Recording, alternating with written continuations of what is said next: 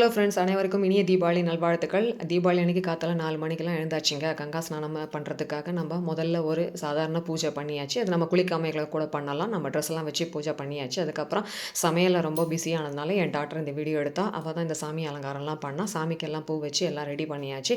இப்போ நான் cooking side பார்த்தீங்கன்னா கிச்சனில் இன்றைக்கி எல்லாமே பாலாஜி ஹோம் நீட்ஸ் அதோட ப்ராடக்ட்ஸ் வச்சு தான் நம்ம எல்லாமே பண்ணியிருக்கோம். சாம்பார் பொடி, ரசப்பொடி, கூட்டுப்பொடி, கறி பொடி எல்லாமே வச்சு தான் நம்ம இன்றைக்கி குக்கிங் பண்ணியிருக்கோம். ரொம்ப அட்டகாசமாக வந்திருக்குது. அதை நான் காட்டணுன்றதுக்காக தான் இந்த வீடியோ பண்ணியிருக்கேன்.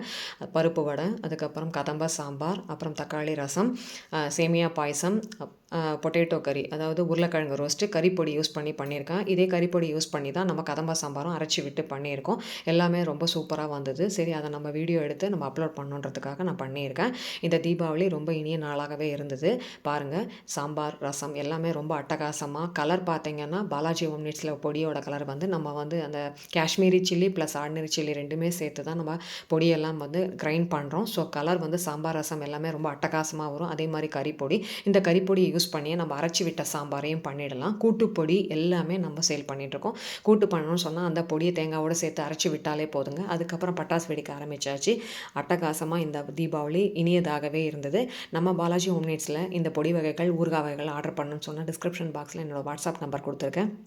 அதில் ஆர்டர்ஸ் ப்ளேஸ் பண்ணுன்னு சொன்னால் உங்கள் வீட்டுக்கு தேடி வரும். ரூ. 1000 ஆர்டர் ப்ளேஸ் பண்ணிங்கன்னா ஃப்ரீ ஷிப்பிங்கும் பண்ணிட்டுருக்கோம். தேங்க்ஸ் ஃபார் வாட்சிங்.